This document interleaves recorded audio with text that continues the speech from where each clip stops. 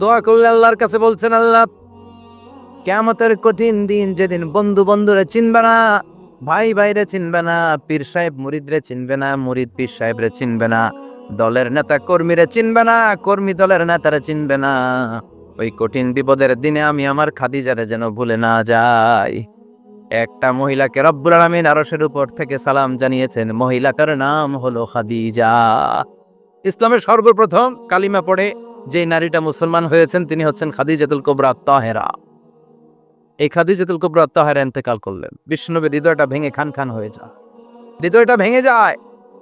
এরপর চাচা আবু তালেব তিনিও ইন্তেকাল করলেন, বিশ্বনবীর হৃদয়টা মনটা বিষণ্ণ হয়ে যায়, চিন্তায় পেরেশান হয়ে যায়।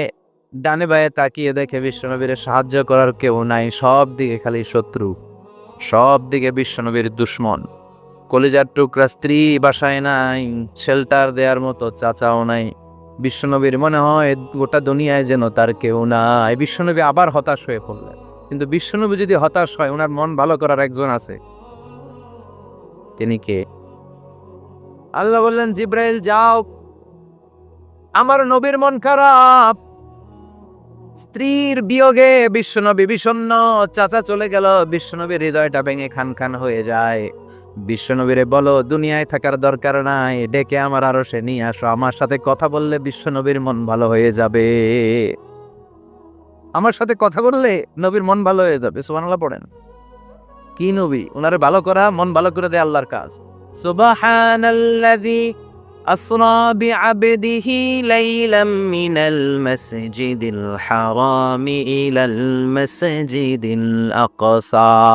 এখানে বলা হলো ইসরার কথা, আর মেরাজ সাব্যস্ত হয়েছে হাদিস দ্বারা। জোরে কোন ঠিক কিনা? মেরাজ নিয়ে গেলেন, ঊর্ধ্ব জগতের ভ্রমণে নিয়ে গেলেন। জিব্রাইল ডেকে বললেন, ও জিব্রাইল, আমি জানি বিশ্বনবীর মন খারাপ, স্ত্রী নাই, চাচা নাই, তুমি বিশ্বনবীর নিয়ে আসো তো, আমার দরবারে নিয়ে আসো, আমার সাথে কিছু সময় কাটাবে, আমার সাথে কথা বলবে, মন ভালো হয়ে যাবে। ওয়ালা সাউফা ইউতিকা রাব্বুকা ফাতারদা। ও নবী, এমন এমন জিনিস আপনার আমি দেব, এগুলো দিয়ে আমি আপনার মনটারে ভালো করে ফেলবো। চিল্লায় কোন সুবহানাল্লাহ। মেরাজ থেকে ফিরার পরে অত্যাচারের মাত্রা আরো বেড়ে গেল, কিন্তু অত্যাচারে মুমিন কখনো কাবু হয় না। জোরে কোন ঠিক কিনা? বিশ্বনবীরে বলা হলো, ক্ষমতার চেয়ার দেব, সুন্দরী নারী দেব, সম্পদের পাহাড় বানিয়ে দেব, শুধু কালেমার দাওয়াত বন্ধ করে দাও। বিশ্বনবী বললেন, তোমাদের 3 দফা, আমার শুধু 1 দফা। বিশ্বনবীর কয় দফা? বিশ্বনবী বললেন, লাউ ওয়াদাউ আশ-শামসা ফি ইয়ামিনি ওয়াল কামারা ফি ইয়াসারি। আকাশের সূর্যটা যদি ডান হাতে দাও, চন্দ্রটা যদি বাঁ হাতে দাও, যে কালিমার দাওয়াত দিতে আমি শুরু করেছি, এই দাওয়াতের রাস্তা থেকে কেউ আমার পিছনে সরাতে পারবে না, কেউ পারবে না। এই পথে আমি নেমেছি, এই পথের শেষ আমি দেখে ছাড়বো। বিশ্বনবীর প্রাইম রেসপন্সিবিলিটি হচ্ছে লিউযহিরাহু আলা দ্বীনি কুল্লি। মানব রচিত যত মতবাদ আর যত কথা আছে, যত ডক্ট্রিন আছে, সব কিছুর কবর রচনা করে কালিমার বিজয় আর কালিমার পতাকাকে পতপত করে উড়িয়ে দেওয়া। চিল্লায় এখন ঠিক কিনা? মেরাজ থেকে আসার পরে অত্যাচার আরো বেড়ে গেল, মক্কায় থাকার সুযোগ নাই, কোথাও কেউ বিশ্বনবীর আশ্রয় দেয় না, যেখানেই যায় বিশ্বনবীর তাড়িয়ে দেয়। আবার বিশ্বনবীর মন খারাপ। আল্লাহ বলে, নবী চিন্তা করবেন না, মদিনাতে আপনার জন্য চমৎকার রাষ্ট্র আমি রেখে দিয়েছি, আপনি হিজরত করে চলে আসেন। বিশ্বনবী হিজরত করলেন, মদিনায় যে আবার মনটা প্রশান্ত হয়ে গেল। সুবহানাল্লাহ পড়ে। তার মানে যেই জায়গায় বিশ্বনবীর ব্লকেজ, রাস্তা আটকে যায়, নতুন রাস্তা খুলে দেয় কে? এজন্য মুমিনের রাস্তা কখনো বন্ধ হয় না। মুমিন বিপদে পড়লে কৌশলী হয়, মুমিন স্ট্র্যাটেজি পাল্টায়, কৌশল পাল্টায়। রাস্তা একটা বন্ধ হলে আরো 10টা খুলে যায়। চিল্লা এখন ঠিক কিনা? এক জায়গায় কোরআনের মাহফিল বন্ধ হলে আরো 10 জায়গায় কোরআনের মাহফিলের ব্যবস্থা হয়ে যায়। কোন ঠিক কিনা? ওরা এক জায়গায় ইসলামের আওয়াজকে থামিয়ে দিতে চাইবে, আরো 10 জায়গায় ইসলামের আওয়াজ গর্জে উঠবে। ইসলামের আওয়াজ, ইসলামের বিজয়কে থামিয়ে দেওয়া, স্তব্ধ করে দেওয়া অসম্ভব। চিৎকার করে বলেন ঠিক কিনা? ওরা ইসলামকে মাটির ভেতরে পুঁতে ফেলতে চায়, কিন্তু এটা চারা গাছের মতো, পুঁতে ফেললে গাছ হয়ে উপরে ওঠে, গাছ হয়ে উপরে ওঠে, এটা থামিয়ে দেওয়া যায় না। যারা এটার পিছু লাগে, যারা এটার ক্ষতি করতে চায়, ওদের ক্ষতি আল্লাহ করে। চিল্লায় বলেন ঠিক কিনা? ফাজআল কাইদাহু ফি নাহরে। আল্লাহুম্মা মান আরাদা বিল ইসলামি ওয়াল মুসলিমিনা খায়রান ফাওয়াফিকহু কুল্লা খায়র, চিল্লায় পড়েন আমিন। আল্লাহুম্মা মান আরাদা বিল ইসলামি ওয়াল মুসলিমিনা সুআন ফাজআল কাইদাহু ফি নাহরিহি ওয়াজআল তাদবীরাহু তাদমীরা। ইসলামের বিরুদ্ধে যারা ষড়যন্ত্র করে, ওদের ষড়যন্ত্র ওদের ঘাড়ের উপর আপনি চাপিয়ে দেন। ওরা মুমিনদেরকে ফালানোর জন্য যে গর্ত করে, ওই গর্তের ভেতরে আপনি ওদেরকে ডুবিয়ে দেন। এটাই ইসলামের বৈশিষ্ট্য। ইসলামের পিছু লাগলে ও ইসলামের কিছু করতে পারে না, ও নিজের কপাল পুড়ে ফেলে। ইসলামের বিজয়কে কিয়ামত পর্যন্ত জারি রাখবে কে? ইসলামের আলোকে বাতিকে কেউ নিভিয়ে দিতে পারে? চিল্লায় বলেন পারে? একটা রাস্তা বন্ধ, 10টা খুলে যায়। আলহামদুলিল্লাহ পড়ে। মক্কায় জায়গা নেই, মদিনায় চলে গেলে মদিনার লোকেরা গাইতে শুরু করলো, তলা আল বাদরু আলাইনা মিন সানিয়াতিল ওয়াদা ওয়াজাবা শুকরু আলাইনা মাদা লিল্লাহি দা আইয়ুহাল মাবউসু ফিনা جئت من أمر المطاع جئت شرفت المدينة مرحبا يا خير دا পড়েন আল্লাহু আকবার।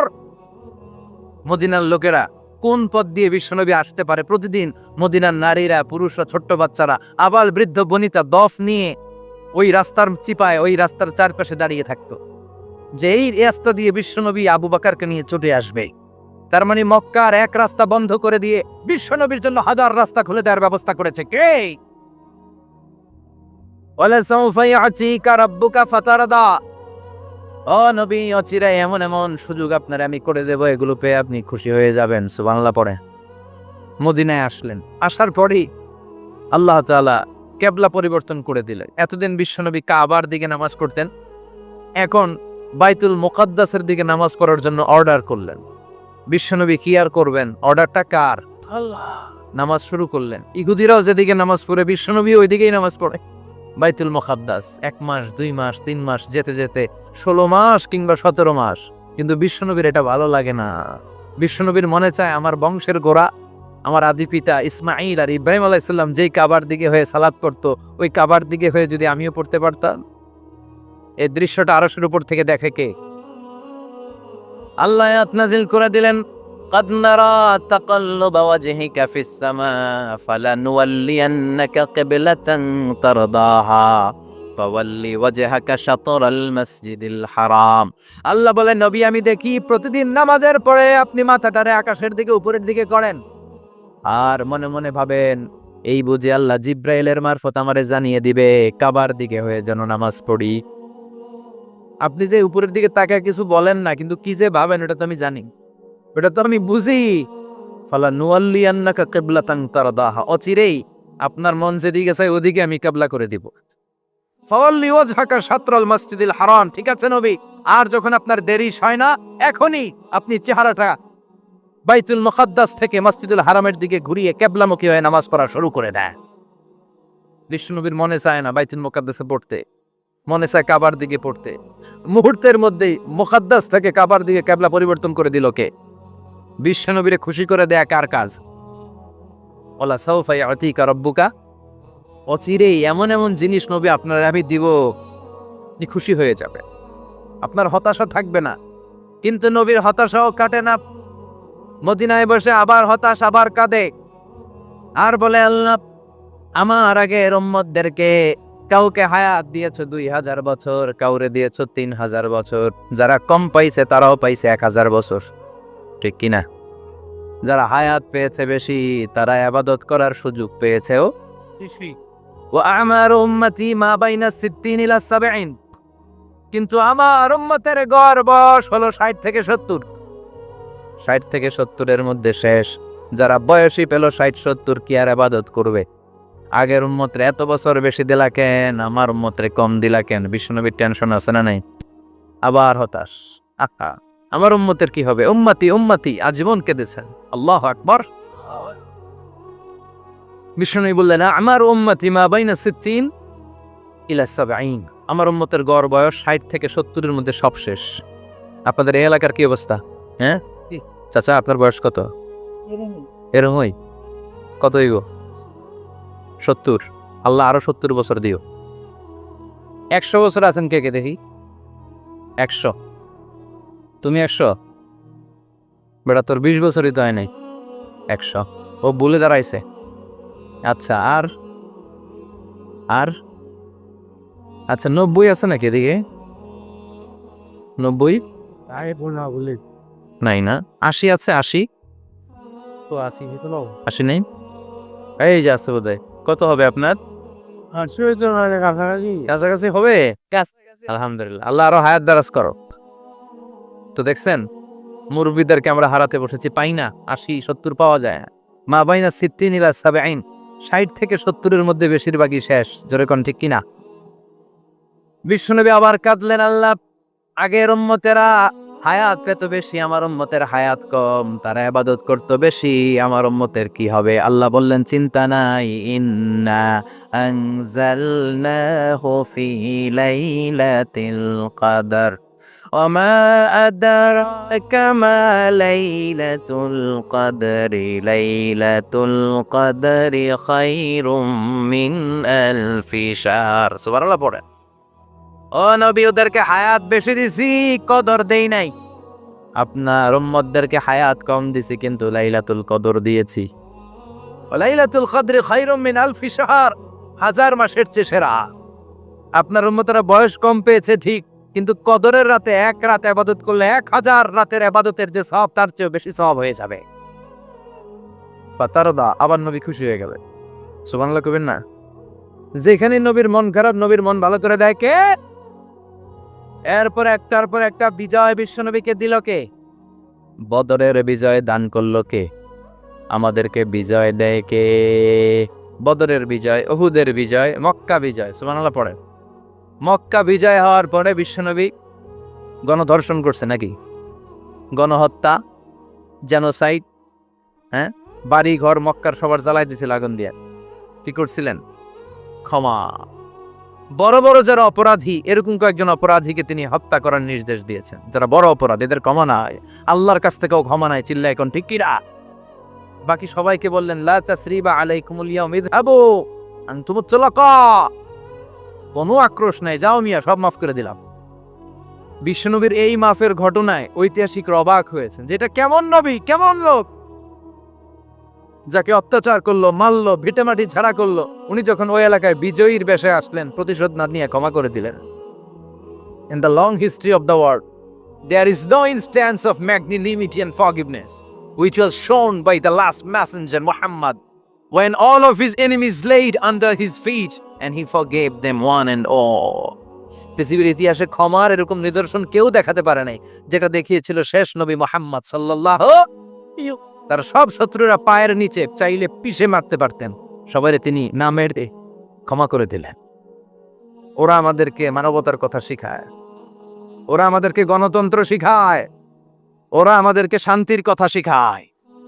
ওরা ইরাক যুদ্ধে মেরেছে লক্ষ লক্ষ, আফগান যুদ্ধে মেরেছে লক্ষ লক্ষ, প্রথম বিশ্বযুদ্ধে, দ্বিতীয় বিশ্বযুদ্ধে এরা দেদারসে পাখির মতো মারে, এখনো মারে।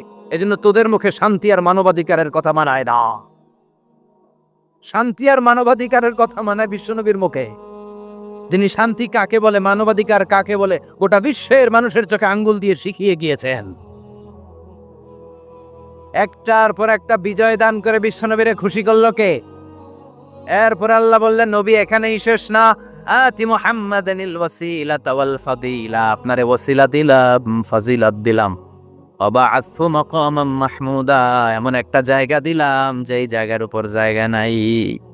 মাকামে মাহমুদের উপর কোনো জায়গা আছে? একটা আছে, আল্লাহর আরশ। ওইটার পরে খালি একটা ক্লাস, ওই ক্লাসটা কার? তার মানে আল্লাহর পরেই আল্লাহ বিশ্বনবীর স্থান দিলেন, সৃষ্টির মধ্যে শ্রেষ্ঠ করে দিলেন। সুবহানাল্লাহ পড়েন। এরপরে বিশ্বনবী আশ্বস্ত হতে পারেন না, বিশ্বনবীর হতাশা কাটে না। আল্লাহ বললেন, নবী উম্মত নিয়ে ভাবার দরকার নাই, ইন্না আ'তাইনাকাল কাউসার ফাসাল্লি লিরাব্বিকা ওয়ানহার ইন্না শানিআকা হুয়াল আবতার। ও নবী, আমি আপনার হাউজে কাউসার দান করেছি। আপনার যে উম্মত ইসলামটা যেমন যেমন ছিল তেমন তেমন যারা পালন করেছে, তাদেরকে হাউজে কাউসার দিবে কে? বিশ্বনবী হাউজে কাউসার পিলাবে, উম্মতরা খেয়ে প্রশান্ত। এটা দুধের চেয়েও সাদা, সুবহানাল্লাহ পড়েন। বরফের চেয়েও ঠান্ডা, আবরাদ মিনাস সালজ আহলা মিনাল আসাল, মধুর চাইতেও মিষ্টি। আবিয়াদ মিনাল লাবান, দুধের চাইতে সাদা। আবরাদ মিনাস সালজ, বরফের চাইতেও ঠান্ডা। মান শারিবা মিনহা শুরবা লাম ইয়াজমা আবাদা, একবার যে এক ঢোক এই কাউসারের ড্রিঙ্কস খাইতে পারবে আজীবনের জন্য গলার তৃষ্ণা মিটে যাবে। He will never be thirsty again, আর জীবনে তৃষ্ণা পাবে না। ফাতারদা, বিশ্বনবী এই সুসংবাদ শুনে আবার খুশি হইলেন। ওয়ালা সাউফা ইয়াতিকা রাব্বুকা, এবার হাসরের ময়দানে বিশ্বনবীর কান্না দেখে কে? ওইখানে আবার চিন্তিত, আমাদের জন্য, আমার জন্য, আপনার জন্য, আমাদের জন্য নবী কাঁদবেন।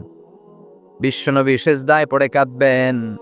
বিশ্বনবী সাইয়েদনা জিবরাইলকে বলবেন, ইয়া জিবরাইল ইযহাব ইলা মুহাম্মদ ওয়াসআলহু মা ইউবকিকা, যাও নবীরে জিজ্ঞেস করো, নবী আপনি কাঁদেন কেন? বিশ্বনবী তখনও মাথা উঠাবেন না, জিবরাইলের উত্তর দিবেন সিজদায় পড়ে থেকে। সিজদা থেকে আওয়াজ করে বলবেন, উম্মতি উম্মতি উম্মতি, সুবহানাল্লাহ পড়েন। কি নবী এটা? উম্মতি, আমার উম্মতের কি হবে? উম্মতের কি হবে?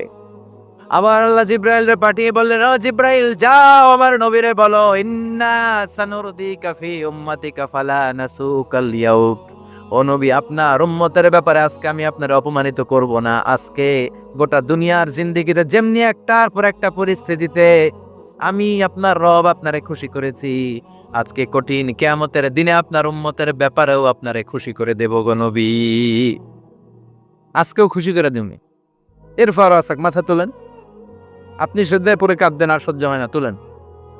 এরপর আসাক, মাথা তোলেন। সাল তো আতা, নবী যা চাইবেন আজকে দিমু। ইশফা তুশাফা, যার জন্য সুপারিশ করবেন আজকে কবুল করে নেব। আল্লাহ সাউফা ইয়াতিকা রাব্বুকা, অচিরেই আপনাকে খুশি করে দেয়া হবে। এরপর নবী আশ্বস্ত হন না, এবার জান্নাতীদেরকে নিয়ে বিশ্বনবী বিশাল একটা পতাকা ধরবেন। ওই পতাকার মধ্যে লেখা থাকবে আলহামদু, কি থাকবে? জোরে কোন? আলহামদুলিল্লাহুল হামদ। এবার এই পতাকাটা নিয়ে বিশ্বনবী ছুটবেন জান্নাতের দিকে, বিশাল জান্নাতের দরজার সামনে আসবেন। ইন্নাল মিসরাঈন মিন মাসারি'আল জান্নাহ মা বাইনা মাক্কাতা ওয়া হাজার, সৌদি আরবের মক্কা শহর থেকে বাহরাইনের হাজার শহর যত লম্বা, জান্নাতের এক একটা দরজা ঠিক তত লম্বা। ওই দরজায় যে বিশ্বনবী নক করবেন এরকম, আউয়ালু মান কারাআ বাবাল জান্নাহ, সর্বপ্রথম জান্নাতে নক করার সাথে সাথে ফাফুতিহা বাবুল জান্নাহ, জান্নাতের দরজা খোলা হবে। ফেরেশতারা বলবে, মান আনতা, কে আপনি? বিশ্বনবী বলবেন, আনা মুহাম্মদ সাল্লাল্লাহু, আমি মুহাম্মদ। ফেরেশতারা বলবেন, আপনার জন্যই দাঁড়ায় আছি। আল্লাহ বলে দিয়েছে আপনার আগে কারোর জন্য যেন এই দরজা খোলা না হয়। ওয়ালা সাউফা ইউতিকা রাব্বুকা ফাতারদা, ও নবী অচিরে এমন এমন জিনিস আপনারে দান করব, এগুলো পেয়ে আপনি খুশি হয়ে যাবেন। চিল্লায় পড়েন আল্লাহু আকবার। এরপরে বিশ্বনবীর আল্লাহ তিনটা অনুগ্রহের কথা স্মরণ করায় দিচ্ছেন। আলাম ইয়াজিদকা ইয়াতীমান ফাআওয়া, বিশ্বনবীকে তিনটা অনুগ্রহের কথা স্মরণ করায় দিচ্ছে কে? এরপরে তিনটা কর্মসূচি দিবে, শুনবেন? কষ্ট হচ্ছে? শেষ করে দেই। তিনটা অনুগ্রহ কয়টা? এরপরে কর্মসূচিও তিনটা, যেরকম কয়টা? অনুগ্রহ নাম্বার 1, আলাম ইয়াজিদকা ইয়াতীমান ফাআওয়া, ও নবী আমি কি আপনার ইয়াতীম অবস্থায় পাই নাই, তারপরে লালন পালনের ব্যবস্থা কি করি নাই? বিশ্বনবীর আশ্বস্ত করে বলতেছে, নবী আপনি ছিলেন ইয়াতীম, কি ছিলেন? ইয়াতীম। তো আমি তো আপনার লালন পালনের ব্যবস্থা করে দিছি, যেখানে আপনার বিপদ ওইখানে তো আমি আছি, তো হতাশ হন কেন? হতাশ হওয়া যাবে না, নিরাশ হওয়া যাবে না, হাল ছাড়া যাবে না, ভরসা রাখতে হবে কার উপর? বিশ্বনবী ইয়াতীম ছিলেন, জানেন সবাই? মায়ের পেটে থাকতেই বাবা নাই, 6 বছর বয়সে মা নাই, দাদার কাছে মানুষ হলেন, 8 বছর বয়সে দাদাও নাই, চাচার কাছে মানুষ হলেন, তার মানে ইয়াতীম ছিলেন, ঠিক কিনা? আপনি ইয়াতীম ছিলেন, আমি আপনার আশ্রয় দিয়েছি। এরপর আল্লাহ 2 নাম্বার অনুগ্রহের কথা বললেন, ওয়া ওয়াজাদাকা দাল্লান ফাহাদা, ও নবী আপনাকে আমি পথহারা পথিকের মতো ঘুরতে দেখেছি, তারপরে সঠিক পথ দেখিয়ে দিয়েছি। ওয়াজাদাকা দাল্লান, আমি আপনারে গোমরা অবস্থায় পেয়েছি, এরকম বলা যাবে? বিশ্বনবী কি 40 বছর বয়সের আগে গোমরা ছিলেন? না, he was searching the right path and Allah guided him to the truth way. To the correct way. উনি পথ খুঁজছিলেন, আমি যাব দেবিদ্বার, কিরে পথ এইটা না ওইটা, আল্লাহকে ওইটা না এইটা দিয়ে যাও, ওইটা দিয়ে যাও না এটা দিয়ে যাও, সুবহানাল্লাহ পড়েন। পথ খুঁজছিলেন, এইটা যাব না ওইটাই, কোনটা আমার পথ, এইটা না ওইটা। ফাহাদা, আল্লাহ বললেন এইটা না ওইটাই চলো, সুবহানাল্লাহ পড়েন। আমাদেরকে পথ দেখায় কে? আমি যদি কোনো দিন পথে ভুলে যাই, হাতছানি দিয়ে কাছে নিও, মমতার বন্ধনে আমায় বেঁধে সব ভুল ক্ষমা করে দিও। পড়েন আমিন। আমরা পথ হারালে পথ দেখায় কে? আবার তাফসিরে এসেছে আপনি হারিয়ে গিয়েছিলেন, আমি আপনাকে ফিরিয়ে দিয়েছি। পাহাড়ি কোন একটা রাস্তায় বিশ্বনবী ছোটবেলা হারিয়ে গিয়েছিলেন, আল্লাহ তাআলা বিশ্বনবীকে আবার চাচার কোলে ফিরিয়ে দিলেন। এই বর্ণনাটা দুর্বল। সঠিক মত হচ্ছে বিশ্বনবী পথ খুঁজছিলেন, সঠিক পথ, আল্লাহ বিশ্বনবীকে সঠিক পথ দেখালেন, সুবহানাল্লাহ পড়েন। 3 নম্বর অনুগ্রহ, ওয়াজাদাকা ইলান ফাআগনা। আপনি ছিলেন নিঃস্ব, টাকা পয়সা ছিল না। তাফসিরে এসেছে ফাআগনা বিখাদিজা, খাদিজার মাধ্যমে আমি আপনারে ধনী বানায়া দিছি। বিশ্বনবী কিন্তু টাকা পয়সা ছিল না, জানেন? ছাগল চড়াতো।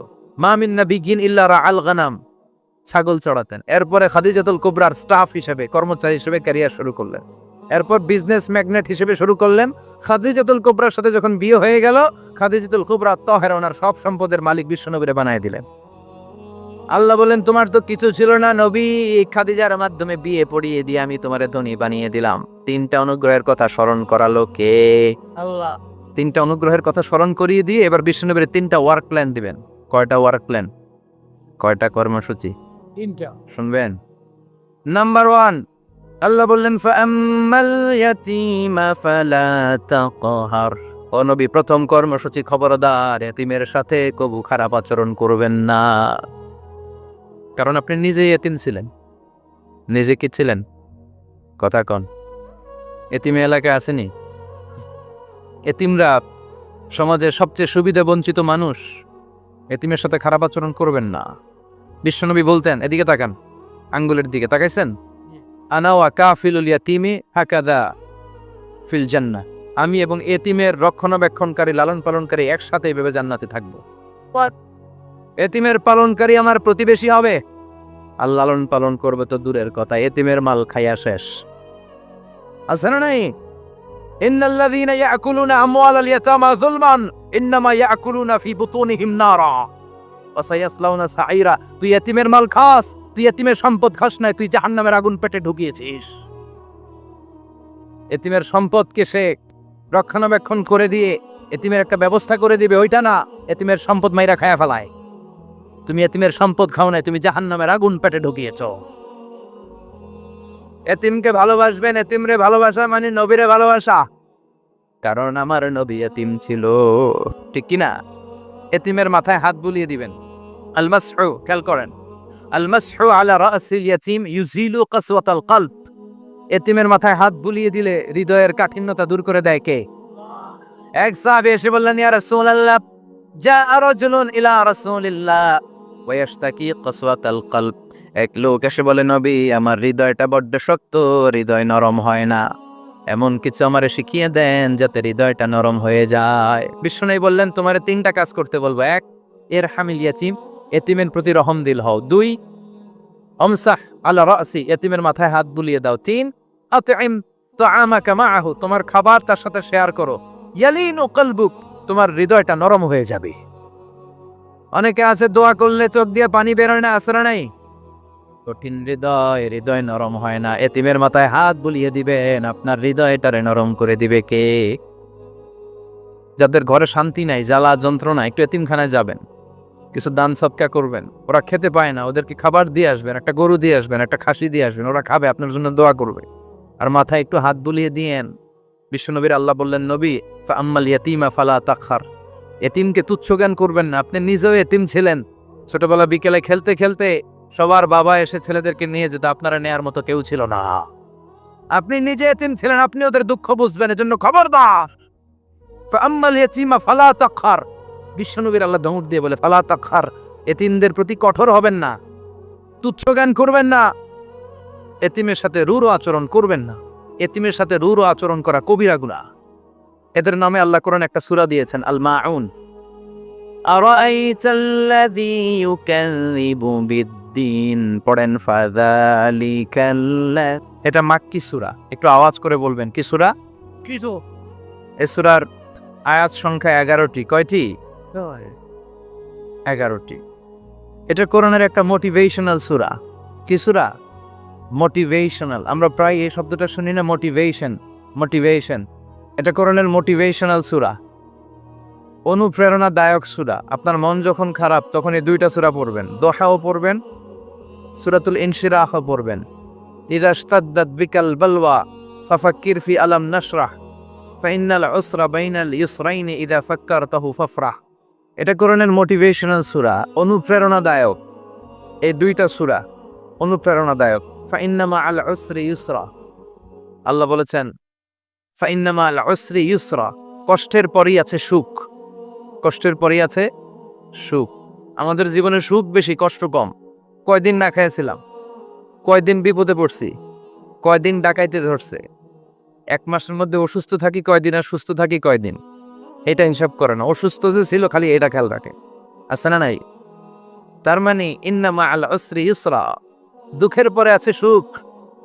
মোটিভেশন, প্রাণটা আবার উদ্বেলিত হয়ে ওঠে। তাই তো, আসলেই তো দুঃখের পরে সুখ। এজন্য কষ্ট যখন পাবেন, অসুস্থ যখন হবেন, ওইখানেও আনন্দ করবেন, কারণ সামনে আরাম আসতেছে। সুবহানাল্লাহ পড়েন। মুমিনের হারাবার কিছু নাই, দুঃখ পাওয়ার কিছু নাই। মুমিন অসুস্থ হলে অসুস্থতার মাধ্যমে, তার রোগের মাধ্যমে তার গুনাহ ঝরে যায়, সে আল্লাহর কাছে প্রিয় হয়ে ওঠে। তা আমাদেরকে কেউ হারাইতে পারে? কথা বলেন, আমাদের কেউ ভয় দেখাইতে পারে? মোটিভেশনাল সূরা, সূরাতুল ইনশিরাহ আর সূরাতুদ দুহা। এখানে অনেক হিউজ মোটিভেশন আছে। যারা হতাশ, যাদের জীবন ভাল লাগে না, মরে যেতে মনে চায়, গার্লফ্রেন্ড গালি দিছে, আছে না নাই? আবার বয়ফ্রেন্ড গার্লফ্রেন্ডের গালি দিছে, এ ওড়না পেঁচায়া ফ্যানের মধ্যে ঝুলে আত্মহত্যা করে। আহা, কত বড় পাগল! তুই মরলি কেন? গালি দিছে তো কি হয়েছে? হ্যাঁ, বুঝতে চায় না, হতাশ হয়ে যায়। আর বয়স কম তো, ইচড়ে পাকা, অল্পতে কাবু হয়ে যায়। এই সূরাগুলো পড়ে না। এখানে আশার বাণী আছে। আজকে আমি জানি কথা শোনাবো আপনাদেরকে, শুরুতে আগে সংক্ষেপে বলে দেই। এই সূরার মূল কথা হচ্ছে, মানে সেন্ট্রাল থিম বা সাবজেক্ট ম্যাটার, সূরাতুদ দুহার কেন্দ্রীয় আলোচ্য বিষয় হচ্ছে নিরাশ হবেন না, হতাশ হবেন না, হাল ছাড়বেন না। ভরসা রাখবেন কার উপর? মুমিনরা নিরাশ হয়, হতাশ হয়, হাল ছাড়ে, নাকি ভরসা রাখে? কার উপর ভরসা? কার উপর? না নৌকার উপর? ধানের শীষ, নাঙ্গল, হাত পাখা, দাড়িপাল্লা, ভরসা থাকবে একজনের উপর। চিল্লায় বলেন, তিনি কে? Never be sad, never lose hope. Every time you feel like you cannot go on, you feel so lost that you are so alone. Don't despair and never lose hope, 'cause Allah is always by your side. Inshallah, inshallah, inshallah, you'll find your way. Inshallah, inshallah, inshallah, you'll find your way.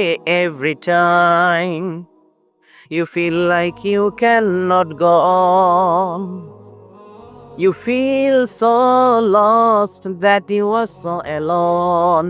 Don't despair and never lose hope, 'cause Allah is always by your side. Inshallah. Pardon?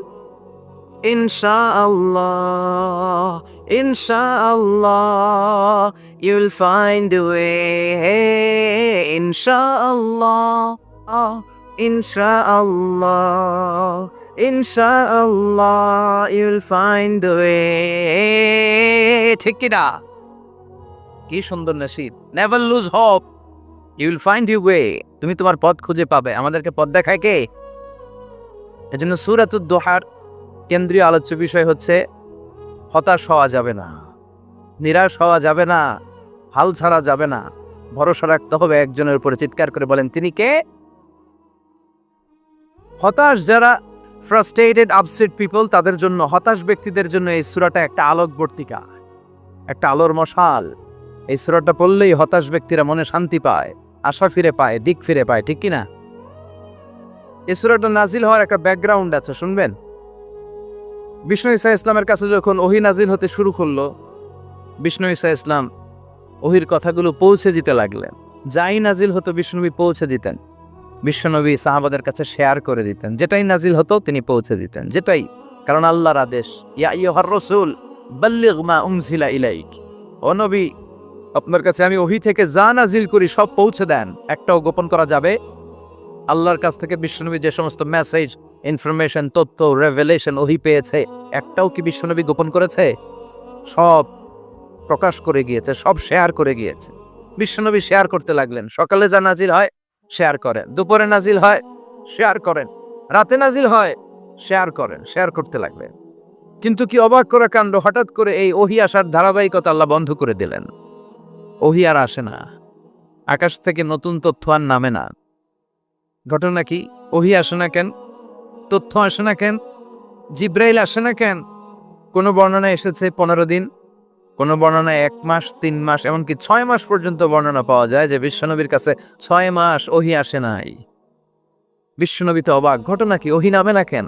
আর ওহী না আসলে তো বিশ্বনবী share করতে পারে না। এতদিন যা আসতো বলে বেড়াতো, এখন আসেও না, বলতেও পারে না। কাফির মুশরিকরা বিশ্বনবীর গালি দিতে শুরু করলো, মুহাম্মদের রব মুহাম্মদরে ভুইলা গেছে, মুহাম্মদের আল্লাহ মুহাম্মদরে ছেড়ে দিয়েছে। বিশ্বনবীর চাচি আবুল আহাবের স্ত্রী উম্মে জামিল বলতে শুরু করলো, কি মুহাম্মদ, তোমার শয়তানটা তোমার কাছে আসে না? না, শয়তান দ্বারা তিনি জিব্রাইলকে বুঝিয়েছেন যে তোমার জিব্রাইল তোমার কাছে আসে না। এভাবে সবাই গালমন্দ করতে শুরু করলো যে মুহাম্মদের আল্লাহ মুহাম্মদকে ভুলে গিয়েছে। বিষ্ণু ঈসা ইসলাম নিজেও হতাশ হয়ে গেলেন। কি রে, ওহী আসে না কেন? আমার কোনো ভুল হচ্ছে না তো? আমার কোনো অপরাধ হয়ে গেল না তো? আল্লাহ কি আমার উপর অসন্তুষ্ট হয়েছেন? আল্লাহ কি আসলেই আমারে ভুলে গেছেন? আল্লাহ কি আমাকে ত্যাগ করেছেন? তিনি কি আমার উপর রেগে আছেন? আমরাও মাঝে মাঝে এরকম হতাশ হয়ে পড়ি। এরকম হতাশ লোক আছে না নাই? কিরে, আমার দোয়া কবুল হয় না কেন? আল্লাহ আমার ডাকে সাড়া দেয় না কেন? আমার জীবনে এত দুঃখ কেন? আমার জীবনে তো ভালো কিছু হয় না, খালি সব কষ্ট আমার কেন? এরকম আছে না নাই? এরকম হতাশদের জন্য এই সূরাটা একটা আলোকবর্তিকা, মোটিভেশনাল সূরা। আলহামদুলিল্লাহ পড়ে বিশ্বনবীকে আল্লাহ আশ্বস্ত করলেন, আর এই সূরাটা নাজিল করলেন, আর বললেন ওয়াদ-দুহা, ওয়াদ-দুহা। দুহা মানে আলো, দুহা মানে আলো, প্রভাতের সূর্য কিরণের শপথ। Look up, the sunlight, it's a very beautiful day out there. অনবী হতাশ হবেন না, বেরোন, সকালের সূর্যটা কত সুন্দর, কি ঝলঝলে পৃথিবী, ফকফকে আর তকতকে, দেখলেই মনটা ভরে যায়, ঠিক কিনা? দোহা, দোহা মানে আলো, আশার আলো, সম্ভাবনার আলো। আমাদের জীবনে আলোর দরকার আছে না নাই? আলো না থাকলে আমরা বাঁচতে পারবো? আলো লাগে বড় ভালো। এই আজকে আলো না থাকলে আমরা দেখা যেত। এজন্য কোরআনকে আল্লাহ আলো বলেছেন। কোরআনকে কি বলেছে?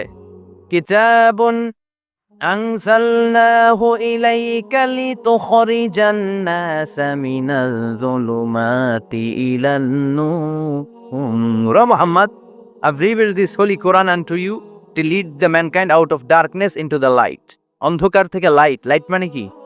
আলো, আলোর দিকে নেওয়ার জন্য এই কোরআন পাঠিয়েছি। আবার বিশ্বনবীকেও আল্লাহ নূর, নূরের সাথে তুলনা করেছেন। আবার বিশ্বনবী আল্লাহর কাছে নূর চাইতেন, বলতেন আল্লাহ আমার ডানে আলো দাও, আমার বায়ে আলো দাও, আমার সামনে আলো দাও, পিছনে আলো দাও, উপরে আলো দাও, নিচে আলো দাও, আমার দেহে আলো দাও, আমার মাংসপেশির ভিতরে আলো দাও, আমার হাড্ডির ভিতরে আলো দাও, আমার জন্য তুমি আলো দাও। পড়ে না আমিন? এজন্য আলো ছাড়া বেঁচে থাকা অসম্ভব। আল্লাহ তাআলা আলোর নামে সূরা দিলেন, সূরাতুদ দুহা, প্রভাতের আলো, প্রভাতের সূর্য কিরণের শপথ, আলোর শপথ। সুবহানাল্লাহ পড়ে। এরপর আল্লাহ বললেন আল-লাইলি ইযা সাজা, আলোর শপথ, সকালবেলার সূর্য কিরণের শপথ। দ্বিতীয় আয়াতে আল্লাহ বললেন রাত্রিবেলার শপথ, যখন রাত্রিটা নিঝুম হয় নিস্তব্ধ, নিঝুম আর নিস্তব্ধ রাতের শপথ। তাহলে আল্লাহ আলোরও কসম কাটলেন, তারপরে অন্ধকারেরও কসম কাটলেন, ঠিক কিনা? আলো দ্বারা মূলত আল্লাহ তাআলা ওহির আগমনকে বুঝিয়েছে, আর অন্ধকার দ্বারা আল্লাহ তাআলা ওহির অনুপস্থিতি বুঝিয়েছে। এটা দিয়ে আল্লাহ বুঝাতে চাইলেন, ও নবী, কাফির মুশরিকরা আপনারা গালি দেয়, ওরা বলে যে আমি আপনার ভুলে গেছি, আমি আপনারে ত্যাগ করেছি, আমি আপনার প্রতি অসন্তুষ্ট। না না, আমি ইচ্ছা করে ওহি পাঠাই না, কারণ সব সময় আলো থাকলে ভাল লাগে না, কিছু সময় অন্ধকারের দরকার আছে না নাই? বুঝে শুনে উত্তর দিয়ে। 24 ঘন্টা আলো, 365 দিন খালি আলো আলো আরো আলো। যদি সূর্যের আলো সব সময় থাকে 365 দিন, ভাল লাগবে? রাতে ঘুমাবেন কেমনে? আবার সব সময় ঘুটঘুটে অন্ধকার, আলো নাই, ভাল লাগে? ক্ষেত খামারে চাষ করা লাগবে না, বাজারে যাওয়া লাগবে না। তার মানে আলোরও দরকার আছে, অন্ধকারেরও দরকার আছে। এটা দিয়ে আল্লাহ বুঝাতে চাইলেন, নবী, ওহি নাজিল করার জন্য দরকার আছে, মাঝে মাঝে ওহি বন্ধ রাখা আপনারে বিশ্রাম দেওয়ার দরকার আছে। চিৎকার করে পড়েন আল্লাহু আকবার। এজন্য আল্লাহ বললেন, ওয়াদ-দুহা ওয়াল-লাইলি ইযা সাজা মা ওয়াদ্দা'আকা রাব্বুকা ওয়া মা ক্বালা ওয়ালাল আখিরাতু খায়রুন লাকা মিনাল উলা। সুবহানাল্লাহ পড়ে। ও নবী, প্রভাতের সূর্য কিরণের শপথ, নিঝুম নিস্তব্ধ রাত্রিবেলার শপথ, আলো আর অন্ধকারের শপথ করে আমি বললাম, আপনার প্রভু আপনারে ভুলে যায় নাই, আপনার উপর অসন্তুষ্ট হয় নাই। আমি আল্লাহ ইচ্ছা করে ওহি বন্ধ রেখেছি, কারণ ওহির একটা পাওয়ার আছে। বারবার ওহি রিসিভ করলে আপনার স্নায়ু এটা সহ্য করতে পারবে না, আপনার দেহ এটারে বরদাস্ত করতে পারবে না। নবী, আমি আপনার প্রতি এত রহম দিল, এত ভালোবাসি, বারবার ওহি নিতে নিতে আপনার যে কষ্ট হয়, এই কষ্টটা আমার আল্লাহর সহ্য হয় না। এজন্য আমি আল্লাহ ইচ্ছা করে কিছুদিন ওহি বন্ধ রাখছি। সুবহানাল্লাহ পড়েন। তার মানে এই নয় যে আমি আপনারে বলে গিয়েছি, আমি আপনারে ছেড়ে দিয়েছি। আরে নবী, আমি তো আমার নামের সাথে আপনার নামকে জুড়ে দিয়েছি। লা ইলাহা ইল্লাল্লাহ মুহাম্মাদুর, যেখানে আমার আল্লাহর নাম সেখানে বিশ্ব নবীর নাম আছে না নাই? আজান যখন দেই আল্লাহু আকবারের পরে বিশ্ব নবীর নাম আছে না নাই? একামতে আছে না নাই? আবার আল্লাহর জন্য যখন সালাত আদায় করি, শেষ বৈঠকে বিশ্ব নবীর উপর দুরূদ আছে না নাই? এই রাফা'না লাকা যিকরাক, ও নবী, আপনার নামকে আমি অনেক উপরে তুলে ধরেছি। আমার নাম যেখানে, আপনার নাম ওইখানে। গোটা বিশ্বব্যাপী আপনার নাম ছড়ায় যাবে। ওরা আপনারে গালি দেয় কবি বলে, ওরা গালি দেয় গণক বলে, ওরা বলে আপনি আফতার, লেস কাটা। আসলে যারা আপনারে গালি দেয় ওরাই লেস কাটা। ওরা আপনারে বলে আপনি নির্বংশ, আপনার ছেলেগুলো বেঁচে নাই, মেয়ে বেঁচে আছে, আপনার নাম নেয়ার কেউ থাকবে না। ওই আবু জাহেল, উতবা, সাইবা, ওদের নাম নেয়ার কেউ থাকবে না। আপনি লেসকাটা নন, আপনি নির্বংশ নন। ইন্না শানিয়াকা, চিল্লায় বলেন, ইন্না শানিয়াকা। যারা আপনারা গালি দেয়, যারা আপনারা নিয়ে কটু কথা বলে, ওরাই লেসকাটা, ওরাই নির্বংশ। ওদের বংশকে আমি আল্লাহই নির্বংশ করে ছাড়ি। চিল্লায় বলেন ঠিক কি না? ও নবী, মা ওয়াদ্দা'আকা রাব্বুকা ওয়া মা ক্বালা, আপনার রব আপনারে পরিত্যাগ করে নাই, আপনারে ভুলে যায় নাই, আপনারে ছেড়ে দেয় নাই। আপনার রব ইচ্ছা করেই ওহী নাজিল বন্ধ করে রেখেছে। আমি ইচ্ছা করেই আপনারে প্রেসার দিতে চাই নাই গো নবী, কারণ ওহী রিসিভ করা অনেক কঠিন। এটা আস্তে আস্তে আপনি অভ্যস্ত হবেন। সুবহানাল্লাহ পড়েন। ওহীর একটা পাওয়ার আছে না নাই? আমরা তো কি মজায় মজায় কোরআন পাইছি। এই যে কি সুন্দর কোরআন নিয়ে বসে পড়ি, তাফসীর করি, কি মজার কোরআন। আহা, এই কোরআনটা রিসিভ করতে যে বিশ্বনবীর কত কষ্ট হয়েছে। এই কোরআনকে আল্লাহ বলেছেন এটা কওলান সাকিলা, very heavy and weighty word, এটা অনেক ওজনওয়ালা কথা। ইন্না সানুলকি আলাইকা কওলান, এটার অনেক ওজন। এই কোরআনটা যদি পাহাড়ের উপরে নাজিল করা হতো, পাহাড়গুলো দুমড়ে মুচড়ে ভেঙে টুকরো টুকরো হয়ে খান খান হয়ে যেত, ঠিক কি না? এত কঠিন বানিয়ে এটা। ও নবী, আমি আলোর সাথে ওহির মিল ঘটিয়েছি, আলো দিয়ে ওহিকে বুঝিয়েছি। সূর্যের যেমনি কিরণ আছে, তেজ আছে, এই ওহিরও একটা তেজ আছে। এই তেজ, এই কিরণ আপনি সবসময় সহ্য করতে পারবেন না। এজন্য আমি ইচ্ছা করে কিছুদিন ওহি নাজিল করা বন্ধ করে রেখেছি। সুবহানাল্লাহ পড়েন। ইচ্ছে করে আমি নাজিল করি নাই। সব সময় নাজিল হলে আপনার ভাল লাগতো না। বুখারীর বর্ণনা, মা আয়েশা বলতেন, শীতের রাতে, কনকনে মাঘ মাসের শীতের রাতে যখন বিশ্বনবীর উপর কোরআনের আয়াত নাজিল হতো, বিশ্বনবী ঘেমে ঘেমে একাকার হয়ে যেতেন। হাত্তা লা ইয়াতাফাসসাদু জাবিনুহু আরাকান, বিশ্বনবীর দাড়ি আর থুতনি বেয়ে ঝরঝর করে পানি পড়তো। আমরা কম্বল গায়ে দিয়ে থাকি আর বিশ্বনবী ঘামে। সুবহানাল্লাহ কবেন না? এটা কওলান সাকিলা, অনেক ওজনওয়ালা কথা। আবার বিশ্বনবী যখন ওটের উপরে বসে থাকা অবস্থায় কোরআনের আয়াত নাজিল হতো, ওটের বুকটা মুহূর্তের মধ্যে বালুর মধ্যে জমিনের মধ্যে লেগে যেত। ঘোড়ায় চড়া অবস্থায় বিশ্বনবীর কাছে যখন কোরআন নাজিল হতো, ঘোড়ার পা গুলো মরুভূমির বালুতে দেবে যেত। মাঝে মাঝে বিশ্বনবী সাহাবাদের রানের উপরে পায়ের উপরে মাথা দিয়ে শুয়ে পড়তেন, ক্লান্ত শ্রান্ত। যায়েদ বিন হারেসা বিশ্বনবীর পালক পুত্র, তার পায়ের উপরে মাথা রেখে বিশ্বনবী একবার কথা বলতে বলতে ঘুমিয়ে পড়লেন, ঘন্টাখানিক ঘুমালেন। যায়েদ বিন হারেসা বলে, আমার কাছে তেমন কোনো কষ্টই হচ্ছে না, বিশ্বনবীর মাথাটা খুব বেশি ওজন মনে হচ্ছে না। ঘন্টাখানিক পর বিশ্বনবীর চোখ খুললেন, আর খোলা মাত্রই ওনার উপর ওহী কোরআনের আয়াত নাজিল করতে শুরু করলো। কে? যায়েদ বিন হারেসা বলে, যখনই কোরআনের আয়াত নাজিল হতে শুরু করলো, আমার মনে হচ্ছে বিশ্বনবীর মাথাটা 50-60 কেজি ওজন বেড়ে গিয়েছে। বিশ্বনবীর মাথার ওজনে আমার পায়ের রান ফেটে যাবে, আমার পায়ের হাড্ডি ফেটে যাবে, আমার পাটা ভেঙে খান খান হয়ে যাবে মনে হচ্ছিল। তার মানে কোরআনের আয়াত যখন নাজিল হয়, বিশ্বনবীর উপর একটা প্রেশার আছে না নাই? এই জন্য আল্লাহ বললেন, নবী আমি আপনার ভুলে যাই নাই। কাফেররা যেমনি আপনারে গালি দেয় যে আমি আপনারে ভুলে গিয়েছি, আপনার উপর আমি অসন্তুষ্ট, নেভার, অসম্ভব। আমি আপনার উপর কখনো অসন্তুষ্ট নই, বরং আমি ইচ্ছা করি আপনার উপর থেকে প্রেশার কমিয়ে দেওয়ার জন্য কয়েকদিন ইচ্ছা করে আপনারে ছুটিতে রাখছি। সুবহানাল্লাহ পড়েন, যাতে করে আবার এনার্জি গায়ে নেওয়ার পরে নতুন করে কোরআনের আয়াত রিসিভ করার জন্য আপনি সক্ষম হন। চিল্লায় পড়তে হবে আল্লাহু আকবার। এজন্য আল্লাহ বললেন, ওয়াদ-দুহা ওয়াল-লাইলি ইযা সাজা মা ওয়াদ্দা'আকা রাব্বুকা ওয়া মা ক্বালা ওয়ালাল আখিরাতু খায়রুল লাকা মিনাল উলা। এরপর আল্লাহ বললেন, নবী ওয়ালাল আখিরাতু খায়রুল লাকা মিনাল উলা, and verily indeed the hereafter is far better for you than this dunya. এই দুনিয়ার চেয়ে আপনার জন্য আখিরাতটা অনেক দামি। খায়রুল লাকা মিনাল উলা, এই দুনিয়ার চেয়ে আখিরাতটা অনেক শ্রেষ্ঠ। এতে আল্লাহ বললেন দুনিয়ার চেয়ে আখিরাত শ্রেষ্ঠ, আর এক আয়াতে আল্লাহ বললেন দুনিয়ার চেয়ে আখিরাত হলো স্থায়ী। ঠিক কিনা? বাল তুফিরুনাল হায়াতাদ দুনিয়া ওয়াল আখিরাতু খায়রুন ওয়া আবকা। তোমরা দুনিয়ার জীবন নিয়ে পাগল পাড়া হয়ে থাকো, আল্লাহ বললেন দুনিয়ার জীবনের চাইতে আখিরাতের জীবন শ্রেষ্ঠ এবং স্থায়ী। ঠিক কিনা? কার কথা? দুনিয়া স্থায়ী না আখিরাত স্থায়ী? দুনিয়া শ্রেষ্ঠ না আখিরাত শ্রেষ্ঠ? কিন্তু আমরা কোনটার পিছনে দৌড়াই? খালি দুনিয়া দুনিয়া, দুনিয়া কে মজা লে লো দুনিয়া তোমারি হ্যায়, কিন্তু জান্নাত কে মজা লে লো জান্নাত তোমারি হ্যায়, ওইটা কয় না? আছে না নাই? দুনিয়ার পেছনে পাগল হয়ে আমরা পড়ে থাকি। এই দুনিয়ার জীবনটা একটা মায়াজাল, এটা একটা মরিচিকা। এই মরিচিকা, এই ধোঁকা, এই লালসা আর এই মায়াজালের পেছনে আমরা ছুটছি। ছুটতে ছুটতে হুট করে একবার কবরের ভিতরে ডুবতে হবে। কথা বলেন, তখন আমাদের টনক নড়বে। এই জন্য দুনিয়া মুমিনদের জন্য শ্রেষ্ঠ আর স্থায়ী জায়গা নয়। মুমিনের আসল জায়গা হচ্ছে আখিরাত। মুমিনের শান্তি আর কল্যাণের জায়গা হচ্ছে আখিরাত। জান্নাত হচ্ছে মুমিনের শেষ ঠিকানা। চিৎকার করে বলেন ঠিক কিনা? সেটাই বিশ্বনবীরে বললেন, নবী কাফির মুশরিকদের কথা আপনি কান দিবেন না, ওদের কথায় হতাশ হবেন না, নিরাশ হবেন না, হাল ছাড়বেন না, ভরসা রাখবেন কার উপর?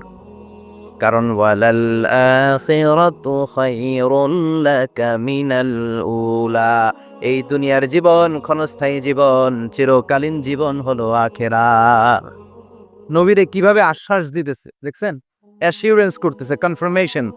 এই সূরাটা যে শান্তির সূরা, মোটিভেশনের সূরা, অনুপ্রেরণার সূরা, ইন্সপাইরেশন যে জায়গায়, প্রতিটা আয়াতে আপনি ইন্সপাইরেশন পাবেন। তো প্রতিটা আয়াতে আপনি উজ্জীবিত হবেন, সজীব হবেন, এনথিউজিয়াস্টিক এন্ড এনার্জেটিক হবেন, আপনি এনার্জি ফিরে পাবেন। আলহামদুলিল্লাহ পড়েন। এরপরে বিশ্বনবীর